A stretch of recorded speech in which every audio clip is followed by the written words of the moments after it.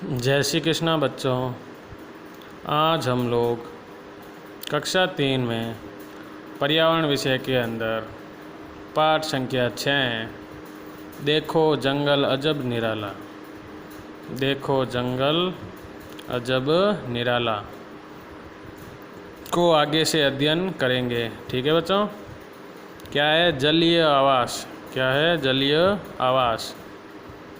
जहाँ आसपास संपूर्ण रूप से जल हो, जहाँ आसपास संपूर्ण रूप से जल हो उसे जलीय आवास कहते हैं, उसे जलीय आवास कहते हैं। इस आवास में रहने वाले पौधे और जंतु जल में ही अपना जीवन यापन करते हैं। इस आवास में रहने वाले पौधे और जंतु जल में ही अपना जीवन यापन करते हैं। जैसे मछली और कमल, जैसे मछली और कमल।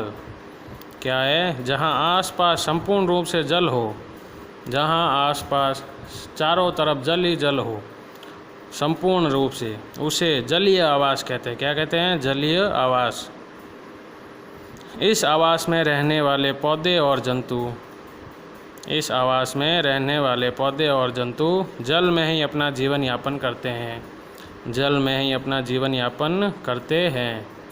जैसे मछली और कमल, जैसे मछली और कमल। फिर क्या है? स्थलीय आवास। क्या है? स्थलीय आवास। हम जिस आवास में रहते हैं, हम मतलब हम लोग जिस आवास में रहते हैं वह स्थलीय आवास है।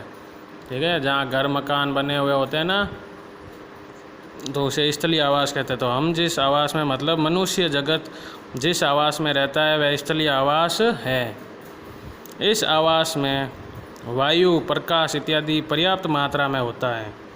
इस आवास में वायु, प्रकाश इत्यादि पर्याप्त मात्रा में होता है। मतलब स्थलीय आवास में जो वायु और प्रकाश पर्याप्त मात्रा में होता है। ये आवास वातावरण के आधार पर अनेक प्रकार के हो सकते हैं। ये आवास वातावरण के आधार पर अनेक प्रकार के हो सकते हैं। जहाँ बर्फ़ हो व सर्दी अधिक रहे उसे शीत आवास कहते हैं। जहाँ बर्फ़ हो व सर्दी अधिक रहे उसे शीत आवास कहते हैं। जहाँ बर्फ़ ज़्यादा हो और सर्दी अधिक रहती है उसे क्या कहते हैं? शीत आवास। इसी तरह जहाँ जल की कमी हो उसे सूखा या शुष्क आवास कहते हैं।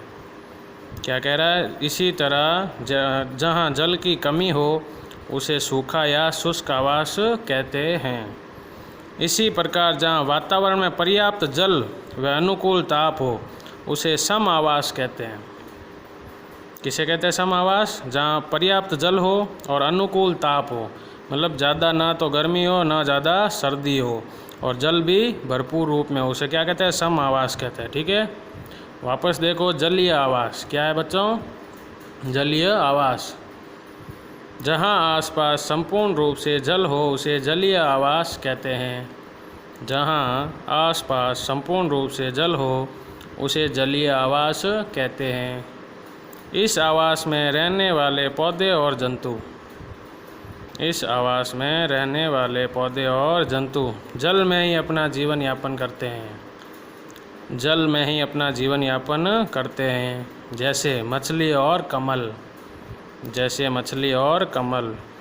जलीय आवास में कौन कौन रहते हैं? एक तो मछली रहता है और कमल पौधा होता है। ठीक है। इस आवास में रहने वाले पौधे और जंतु जल में ही अपना जीवन यापन करते हैं। ठीक है। कमल में जल में ही रहता है और मछली भी जल में ही रहती है। फिर क्या? स्थलीय आवास। क्या है? स्थलीय आवास। हम जिस आवास में रहते हैं वह स्थलीय आवास है। हम जिस आवास में रहते हैं वह कौन सा आवास है? स्थलीय आवास। इस आवास में वायु, प्रकाश इत्यादि पर्याप्त मात्रा में होता है। इस आवास में वायु, प्रकाश इत्यादि पर्याप्त मात्रा में होता है। यह आवास वातावरण के आधार पर अनेक प्रकार के हो सकते हैं। ठीक है। स्थलीय आवास जो है कई प्रकार के हो सकते हैं वातावरण के आधार पर। जहाँ बर्फ़ हो वह सर्दी अधिक रहे उसे शीत आवास कहते हैं। इसी तरह जहाँ जल की कमी हो उसे सूखा या शुष्क आवास कहते हैं। ठीक है, जल आवास की शीत आवास किसे कहते हैं? जहाँ बर्फ़ हो और सर्दी अधिक रहे, जहाँ बर्फ़ और सर्दी अधिक रहे उसे शीत आवास कहते हैं। इसी तरह जहाँ जल की कमी हो उसे सूखा या शुष्क आवास कहते हैं। जहाँ जल की कमी हो उसे सूखा या शुष्क आवास कहते हैं। ठीक है, इसी प्रकार जहाँ वातावरण में पर्याप्त जल व अनुकूल ताप हो, इसी प्रकार जहाँ वातावरण में पर्याप्त जल व अनुकूल ताप हो उसे क्या कहते हैं? सम आवास कहते हैं। उसे कौन सा आवास कहते हैं? सम आवास मतलब पर्याप्त जल भी होना चाहिए और अनुकूल ताप भी होना चाहिए, जिसे क्या कहते हैं हम? सम आवास कहते हैं। ठीक है बच्चों, जय श्री कृष्णा।